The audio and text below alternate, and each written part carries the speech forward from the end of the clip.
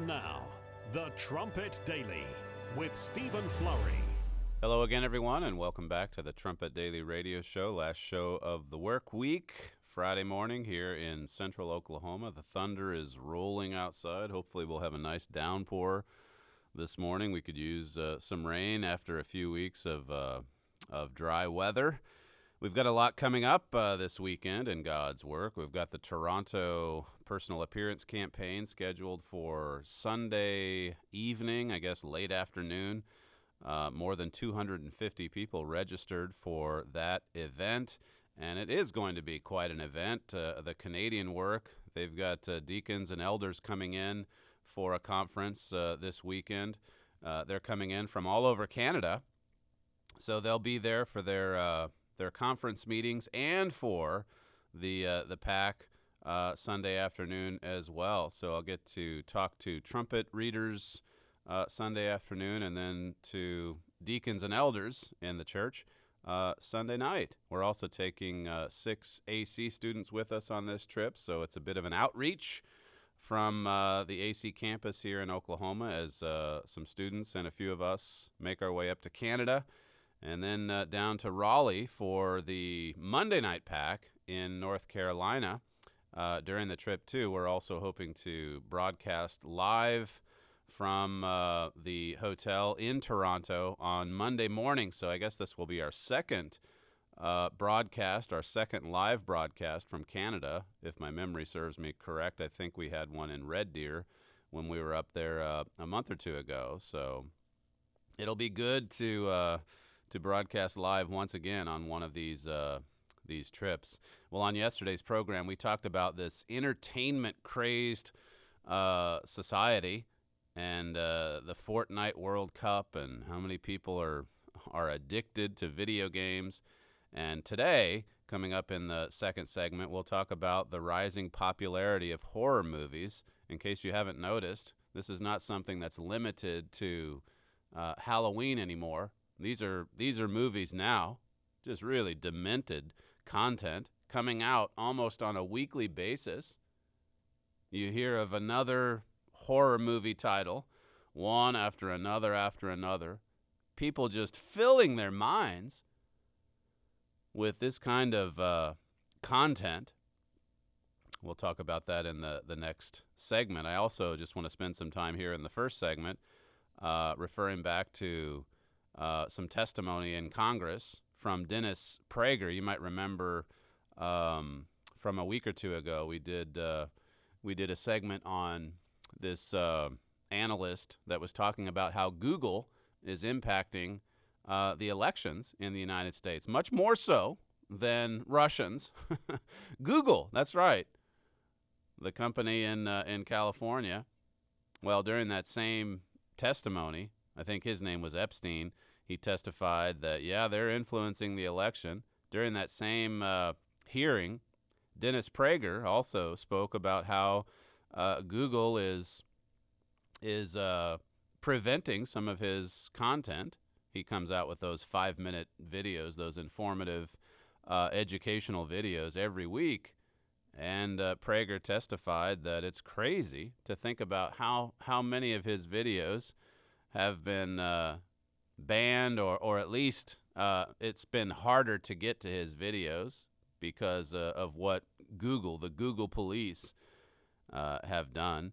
And then if we have some time, I've got a pretty thick stack of notes, however. But hopefully after the horror movie segment, we can finish on a positive note. There's another article. We've typically highlighted these as we see them, but another one just talking about the positive benefits to getting outside and walking. Well, last night, President Trump had another revved-up rally in Cincinnati this time, ripping into Democrats as is his custom. And, of course, this past week, I guess it was Tuesday and Wednesday night, the Democrats had their debates. And after 2 rounds, really, they're kind of beating each other up now and picking on Barack Obama, which some of the liberal commentators didn't like. And, of course, President Trump is just sitting there. He must be beaming as he sees that there really isn't There really isn't someone coming. I guess Joe Biden is the closest thing that there is to a legitimate front runner. But you may have seen some headlines yesterday, one from Michael Moore calling on Michelle Obama to save us from 4 more years of Donald Trump. They're getting worried. There's no one that really gets the base excited like they're hoping for. And so here's Michael Moore thinking that maybe Michelle Obama will be the one. I think Rush Limbaugh was on one of the Fox shows last night just talking about the message coming from these 24 Democrats who want to be president and how that it's all negative. It's no wonder. It's no wonder Donald Trump is as positive or as popular as he is because of a more positive message. The Jeroboam resurgence. Speaking of those Democrat debates, Defense One made a pretty good point about how that with both nights, really there wasn't much talk at all about foreign policy.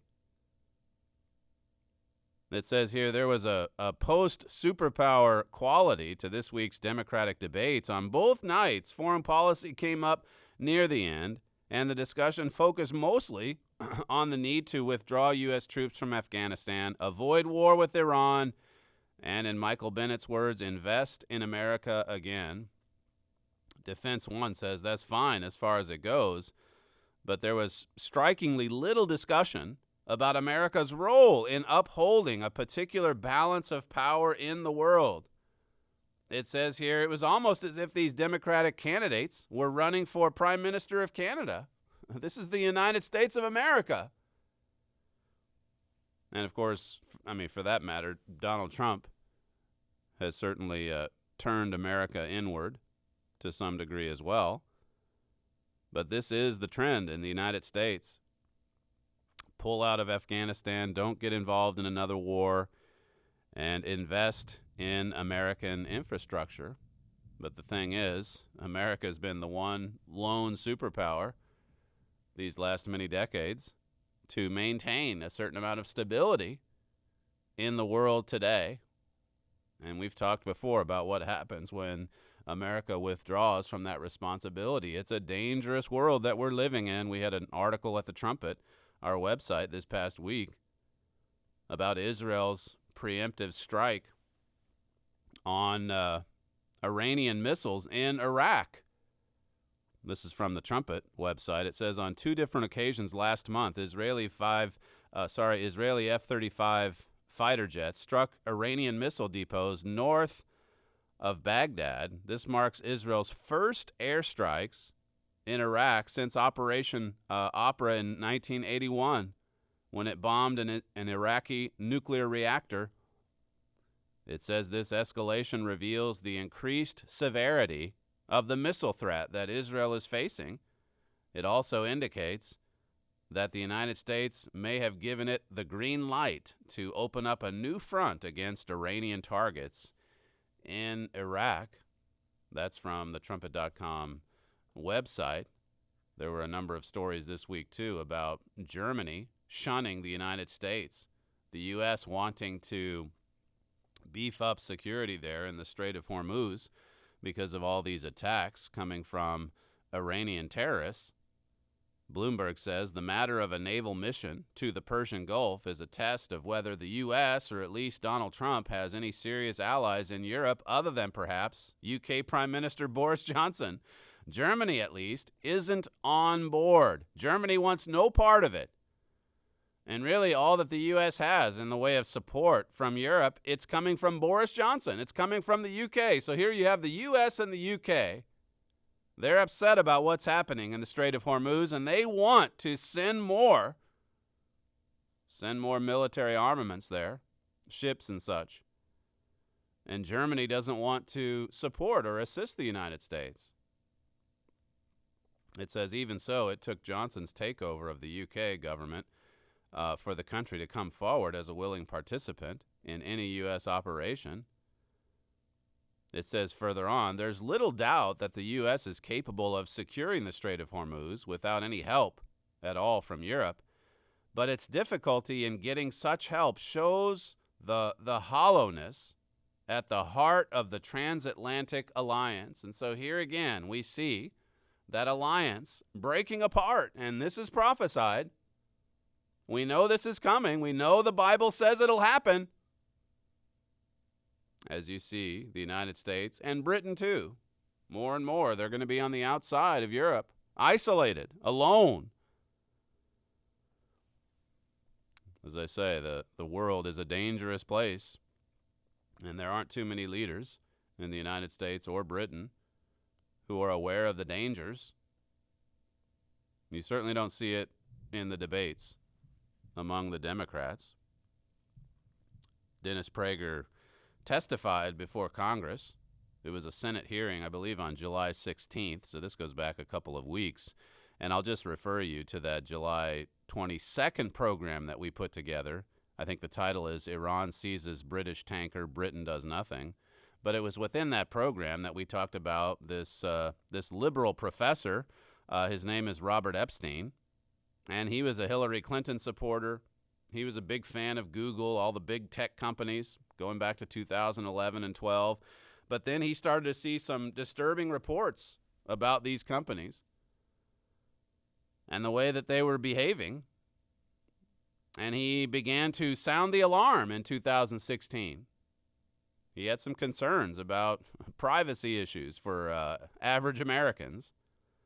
And then, of course, when it came to meddling in the elections, 2016, he showed in his testimony just how much of an influence, how much of an impact they had in 2016, and how that they're gearing up for a lot more meddling in 2020 because they're so far to the left, and they've got to work with the media and with the Democrats to get Donald Trump out of office. That was from that July 16th hearing. And in the same hearing, here you had Dennis Prager, the columnist, the founder of Prager University, it's been called, and all these informative, educational 5-minute videos that they put out each week. I think by now there's hundreds of them online. Here's the beginning of Mr. Prager's testimony from a couple of weeks ago, clip 1. It is an honor to be invited to speak in the United States Senate, but I wish I were not so honored because the subject of this hearing, Google and YouTube's, and for that matter, Twitter and Facebook's suppression of internet content on ideological grounds, threatens the future of America more than any external enemy. In fact, never in American history has there been as strong a threat to freedom of speech as there is today. Quite a statement, Dennis Prager. This is a greater threat than any external enemy, he says. They're really attacking. They're on the attack, the radical left. They want to limit freedom of speech. Prager went on to say in his opening statement, clip 2. Breaks my heart that a vast number of young Americans have not only not been taught how lucky they are to be Americans, but have been taught either how unlucky they are or how ashamed they should be. It breaks my heart for them because contempt for one's country leaves a terrible hole in one's soul, and because ungrateful people always become unhappy and angry people. And it breaks my heart for America because no good country can survive when its people have contempt for it. That part of his statement right there, it gives you some insight into the tone and the angle that he often takes with his videos, just bringing to light American history, for example, the sacrifices that Americans have made. And there's a lot of people coming out of the academy, the left-wing academy, that hate that message. They want to see it suppressed. He's giving you some insights there into the left-wing educational system. More and more Americans graduating from university and hating America, hating Israel. He talks here in this next clip about these videos that his organization produces each week. Clip 3. PragerU releases a 5-minute video every week. Our presenters include 3 former prime ministers, 4 Pulitzer Prize winners, liberals, conservatives, gays, blacks, Latinos, atheists, believers, Jews, Christians, Muslims, and professors and scientists from MIT, Harvard, Stanford, and a dozen other universities. In other words, it's there's a lot of diversity. He has, if you've seen his videos, you know, it's who's who as far as the commentators of the United States stepping in to be the guest commentator for that particular week. He's had them come from every kind of background. And yet, he's come under attack. Why? Here's clip 4. Yet Google, which owns YouTube, has restricted access to 56 of our 320 5-minute videos and to other videos we produce. Restricted means families that have a filter to avoid pornography and violence cannot see that video. It also means that no school or library can show that video. So once Google puts the restriction on it, it's not that you can't, you have to have no filters to be able to see it. And of course, as he says, it's understandable that a lot of families out there would put filters on so that their children won't see some of the filth that's routinely on YouTube and such. But his complaint is that when they put these restrictions on his videos, they're putting it on the same level as pornography, hate speech, violence, that sort of thing. He went on to say, clip 5. As regards Professor Dershowitz and the video on Israel's founding, we have 320 videos. 15 of them concern Israel, and half of them have at one time or another been restricted. There is clearly a loathing of Israel at Google. I suspect there is a loathing of America as well. Virtually every video that we have put out that depicts America in a favorable way has also been at some time or another on the restricted list. My favorite example for years was Victor Davis Hanson, this remarkable professor of classics.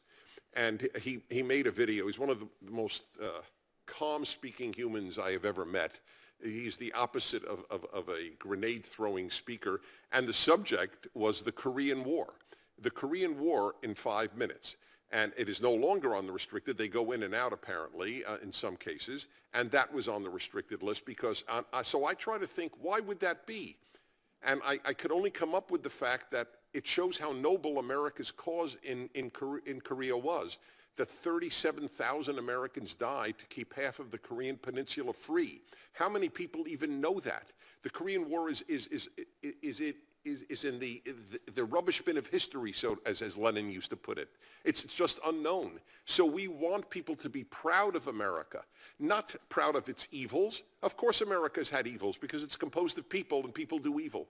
But it's largely been extraordinarily good, and they don't want us to depict that. They don't like it. And so they restrict, what did he say, 56 out of the 320 videos. Now, what's astounding is that if you look at some of the other things that Google, which owns YouTube, allows to play, there's this case, Andy Parker's been hounding Google for some time now because his daughter was shot on live television. She was a TV reporter. I think it was her and her producer or 2 people that were gunned down on live TV. And this is out there. Some of the videos have been pulled down, but not all of them. And so here's this guy who's saying, look, could you please pull down the videos of my daughter being murdered? Can you please take that off? And he can't get them to follow through. And here, Dennis Prager, he produces a 5-minute video on America's sacrifice in Korea to fight for freedom. And of course it's restricted. Of course it's restricted. And then the Google people come forward and say, well, you know, it's just our algorithms. They hide behind that. They won't accept responsibility for their obvious and blatant bias He had a video on the 10 Commandments that was restricted because it used the word murder, as in thou shalt not murder. And that gets restricted. And the Google people say, well, you had murder in your content. Yes. The commandment that says don't do it. Meanwhile, videos with actual murder, they're all over the place. They get lots of hits. And they make Google money. Let's be honest about it. One final clip from that testimony a couple of weeks ago, clip 6. Well, as I explained earlier, it can't be seen by vast numbers of parents have filters, totally understandably, given how much junk is on the internet. So this is what's so very important. It not only hurts us in that family can't see that video. It hurts us because then it is a statement by Google that Prager University produces videos on the moral level of pornography. I mean, and there's no appeal, there's no remedy when no, there is none. Arbitrary power. We have actually spoken to representatives of theirs that after they say algorithm, if we actually get someone on the phone, we have had humans review it at Google and keep it up. Why? That's community standards. Your video violated community standards. Well, how exactly does the founding of Israel by a Harvard law professor violate community standards? It just does. It just does, says Google. You've violated our standards. They control it.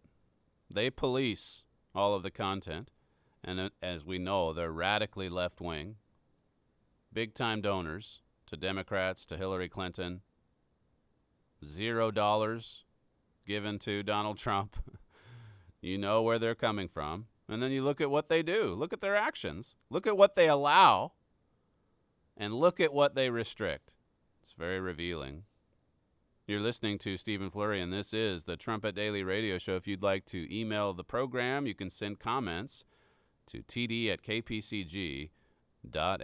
We'll be right back.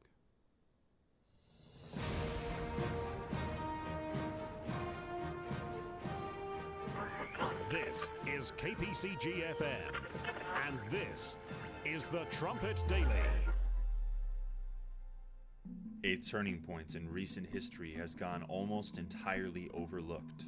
Since that time, an unseen cause has brought about national and world troubles in unprecedented fashion. Crises are intensifying as never before.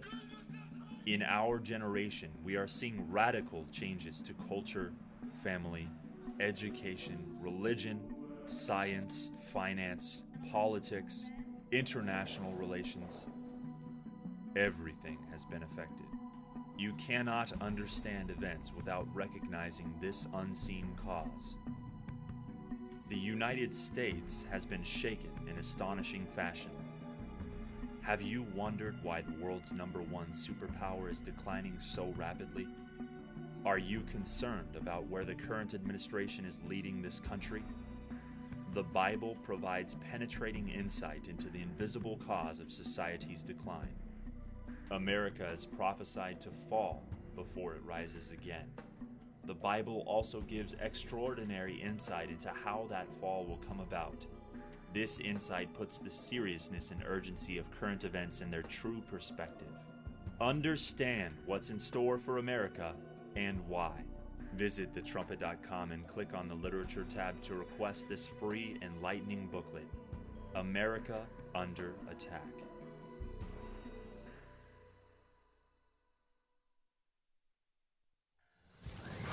The Trumpet Daily.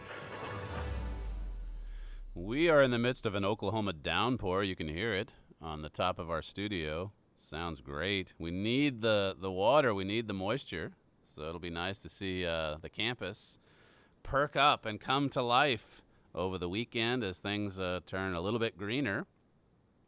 Yesterday on the program, the title of that, Video Game Addiction and the Fortnite World Cup. I talked in that segment about the just our entertainment crazed society. I referred to 2 Timothy 3, the dangerous times that we're going to be living in the last days, says the Apostle Paul.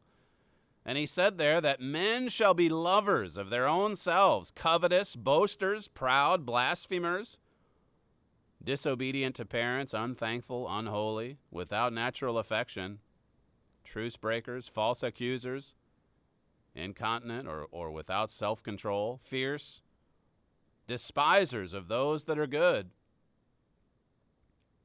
That's life in the last days in our nations. And he says in verse 4, traitors, heady, high-minded, lovers of pleasures more than lovers of God. We love pleasure, seeking pleasure, more than we love God. I referred to the quote in The Missing Dimension in Sex, where Mr. Armstrong talked about the one-eyed monster. Television, movies, X-rated movies, pornography, in other words.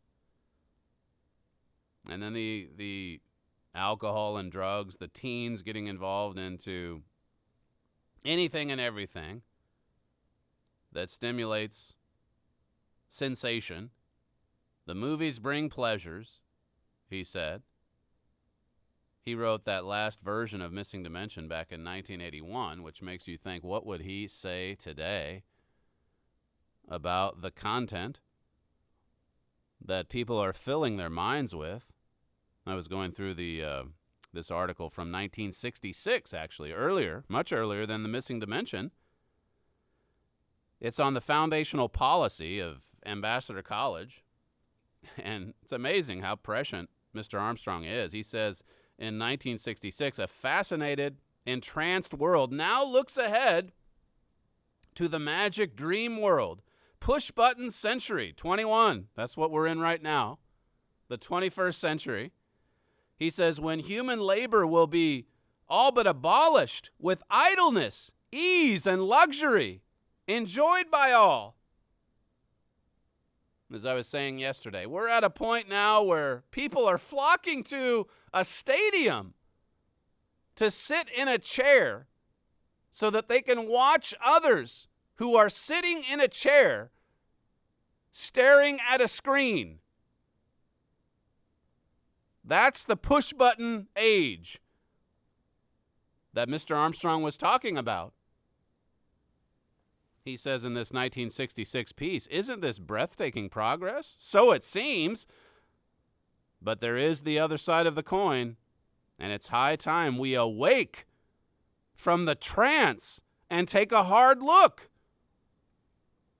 He says true progress is not measured by the false yardstick of gadgetry, mechanical devices, and the fatal concept that labor is a curse and idleness is a blessing. You heard that little boy yesterday talk about the downtime when he wasn't playing Fortnite. The dead time, that's when he's on Netflix and YouTube. That's all that he does. All that he does. They see idleness as a blessing.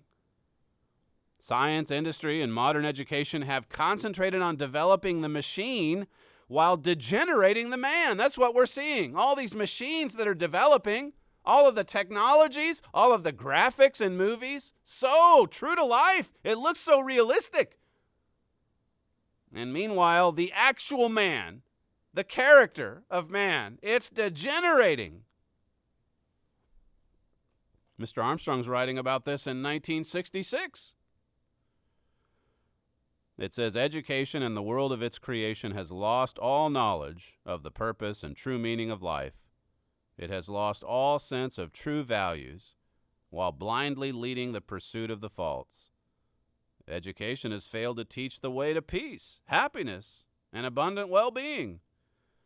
The actual bitter fruits of this modern materialistic progress are increased unhappiness, discontent, boredom, and moral, spiritual, and educational decadence.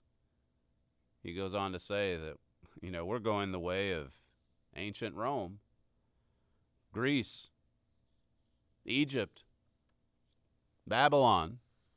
That's the course that we're on. There he was in 1966. giving an accurate forecast about the coming century, the 21st century, the push-button age, the age of idleness and ease. Paul said it has a form of godliness, but denies the power thereof. From such turn away. Turn away from it, God says. Shun it. Don't look at it. Don't fill your mind with it. Pleasure-seeking, lovers of pleasures more than lovers of God. Just any kind of pleasure.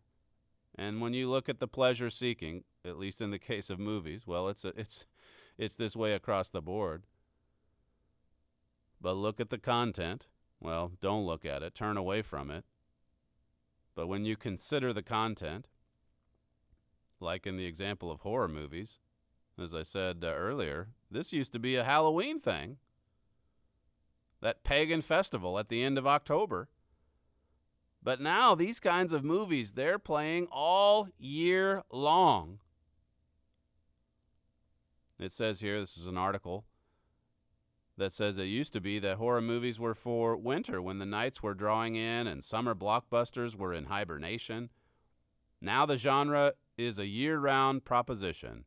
It used to be that you released your horror movie in Halloween and called it something like Halloween. Now you release a horror movie in midsummer and call it Midsummer. In the past few months, we've been getting more than a horror movie a week. In UK cinemas, you currently have the choice of Midsummer, Child's Play, In Fabric, Brightburn, and joining them this week, this is from July 15th, Annabelle Comes Home, and The Dead Don't Die, with Welsh folk horror tale Gwen coming on Friday. And there's a whole summer of horror yet to come. This was an article from mid-July saying this is already what's out. We're nowhere near Halloween, and there's a whole lot more coming. It says every genre seems to be getting in touch with its horror side now. At the moment, horror is what's holding cinema together. Horror movies. And when you think, I had poor Jessica look at some of, or at least read about some of the content. I'm going to have to turn her loose on a happier subject. Midsummer, this movie. A young American couple, their relationship is in trouble, so they travel to this Swedish midsummer festival. It looks like a paradise up front. And then the story transforms into this very sinister, dread-soaked nightmare. It features multiple human sacrifices, all kinds of hallucinogenic drugs, sex-related rituals. This is midsummer entertainment. Child's Play is about a doll that comes to life and goes around murdering people. That's the movie. That's the story. People filling their mind. I was enjoying dinner last night with my extended family. My brother-in-law, Joel Hilliker, he's I think his youngest is still 11 or 12. And he talked about something we can all relate to. Running for the remote control when you see a 30-second commercial or a 60-second commercial about one of these movies. Hurrying so that you can change the channel or turn the TV off. That's when you see it for 30 seconds. And yet, there are a lot of people in this nation, a lot of people in the world today, that when they see that 30 seconds, they say, I want to go see the whole movie. I want to fill my mind up with that for 2 hours. Oh, yes. Couple more examples. In Fabric. It's during a busy time at a retail department store. And these various owners of a cursed dress a dress that you put on. It shows how that this dress destroys their lives because it's cursed, it's haunted. In Brightburn, this is a superhero horror movie. This child from another world crash lands on Earth, and instead of becoming a world-saving Superman-like hero, that's what it used to be when they'd come from outer space. It was Superman. There was something more positive. Not today. No, he becomes this murderous, evil being with the same kind of powers as Superman. He goes around killing a lot of people and doing a lot of violent things. So much of this content, it's not even really something worth talking about. But imagine watching it. And then with today's technology, you think about the weeks to come. We've got the sequel to It coming out in September. The first It was the highest grossing horror movie or R-rated movie of all time. It took in $700 million at the box office. I forget when that came out, but here comes Chapter 2, and people are expecting it to smash box office records. You've got the first one, and then now the second one's coming out. This is a movie or a story about an evil celestial spirit being that manifests itself in different terrifying forms. You may have seen clips, this evil clown, Pennywise, going around devouring children. This is a movie, think about it, this is a movie that's literally about an evil spirit being that wreaks havoc on the earth. And people love it. It's wildly popular. This movie about an evil being causing all this death and destruction on earth.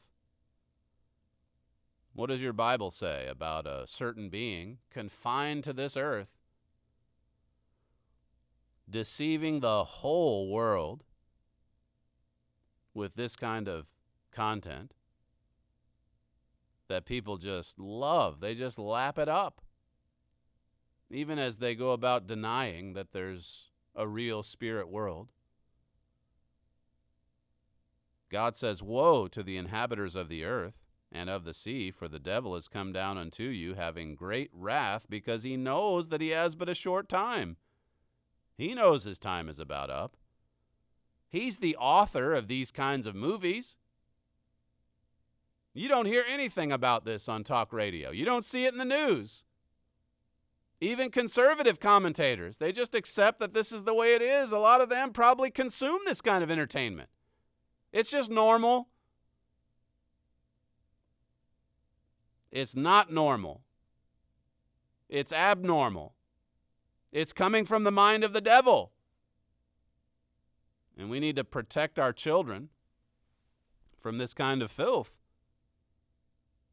from this kind of demonic thinking, from this kind of demonic behavior. God says, be sober, be vigilant. Your adversary, the devil, as a roaring lion, walks about seeking whom he may devour. Satan, the devil, wants to destroy our young people. He wants to fill their minds with violence and with sex, with drugs. You think about a lion in the wild. You look at footage of them, sometimes they can seem like, well, they're just these big, lazy, harmless cats. You may have read stories about a tourist getting out of a car so that he or she can get a better picture. And then suddenly, that lazy, harmless cat devours that human being. That's the way that Satan works. The Bible compares him to a lion, a roaring lion, They roar right before they go in for the kill. This is from Yahoo News about It, that sequel. They played, I guess they gave a viewing of it at Comic-Con. We probably need to do a segment on that because from what I've read, it's unbelievably popular. People flocking to San Diego, I guess it is this year. I don't know if it rotates each year, but all of these comic book fanatics. You see why there's tens of millions of dollars in all this. Fortnite was an example yesterday. It just shows if they're offering a $30 million purse at the Fortnite World Cup, that in itself shows how much this is being consumed. The horror movie It, $700 million at the box office. And then you read a little bit about the movie itself. They kicked it off at Comic-Con to a chorus of shrieks and gallons of blood as New Line Cinema unveiled spine-chilling footage from It Chapter 2, the sequel to the highest-grossing horror movie of all time. It says the Warner Brothers' own studio used Wednesday's preview night of the world's largest pop culture fan gathering, that's Comic-Con, to showcase its concluding film of Stephen King's 1986 novel, written in 1986, that's interesting, about a terrifying clown who lurks in the sewers, preying on children's most nightmarish fears. Talks about the two actors in this movie, that they're grown-up versions of the haunted children returning to their creepy hometown 27 years later to battle Pennywise the clown. That's just one movie. And then you look at some of the things on Netflix, on TV, Game of Thrones, Stranger Things. Common Sense Media says about Stranger Things, that's a popular Netflix series. Themes of demonic activity and communication, government experiments on children, child death, depression, drug use, teenagers drinking alcohol, teenage sex. And guess what the audience demographic is like? Well, it's teenagers, young people consuming that. It's young people that love it. And parents, presumably, that say, yeah, that's fine, go ahead, watch it. We'll see you in a couple hours. Stranger Things. Marvel, those are wildly popular. They've got a movie out, Venom, that's basically a story about demon possession. And they try to make that like a nice comic book series or movie. You've heard before about Game of Thrones, a series that finally ended after, 7, 8 years? It's not, I guess, strictly in the horror genre, but if you look at some of the horrific scenes that have come out of that series, rape, adultery, incest, and of course the violence, all kinds of violence. One of the parents reviewing on Common Sense Media said that Game of Thrones is not appropriate in some scenes for even for adults. Another one said 18 and over, try 30 and over. I had to stop watching the show myself because of how disturbing it was. A very interesting plot is intermixed. This is how Satan does it. It's intermixed with horrific images, cursing, more graphic nudity and sex than in some softcore porn movies. Objectification of women, rape, mutilation, and the list goes on. Now, this was unbelievably popular. Game of Thrones. One viewer said, I found myself completely depressed after every episode to the point where I just had to stop watching. I was so depressed. Why do we see so much of this filth, this violence, this evil, so much of this demonic content? It's because it sells. It's lucrative. Darkness is popular. Demonic thinking is popular. Horrific activity. It's popular. People love to watch it. Well, we've had plenty over the years at thetrumpet.com about this. It's a matter of supply and demand. The public demands these kinds of programs, the kinds that shock, the kinds that are just filled with violence and illicit sex. We're going up against quite a lot, as I said on yesterday's show. I mentioned those verses, Philippians 4 and verse 8. This is what we have to fill our minds with. And you can see why Satan is just saturating the world with these kinds of things we've talked about on the last two shows, because he doesn't want you or your children to fill their minds with whatever things are true and honest and just and pure and lovely and of a good report. Paul said, if there be any virtue and if there be any praise, think on these things. Think and meditate on these things. Set your mind on things above, not on things on earth. Think on these things. It's a challenge, but even in Sodom and Gomorrah, we have an obligation, we have a responsibility to police ourselves and, of course, our children as well. When we come back, I mentioned I wanted to finish on a positive note. This is the weekend content for many of our listeners who will listen to this program over the next couple of days. And this positive note I want to finish on is another study about the benefits of getting outside and walking. You're listening to Stephen Flurry, and this is the Trumpet Daily Radio Show. We'll be right back. You're listening to the Trumpet Daily Radio Show.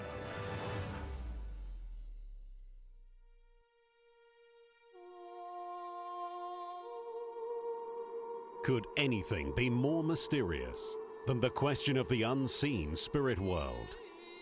Angelic beings have always been a mystery to people on the earth. Do angels actually exist? Is there, in fact, a Satan, the devil? Is Satan a literal, immortal being? Did God create a devil? To understand more about the mystery of angels and evil spirits, be sure to request Herbert W. Armstrong's masterful work, Mystery of the Ages. To learn more, please visit thetrumpet.com.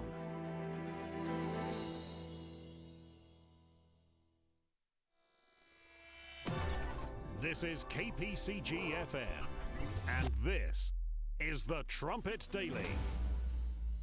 The Guardian in the UK had an article recently about Shane O'Mara's new book titled In Praise of Walking.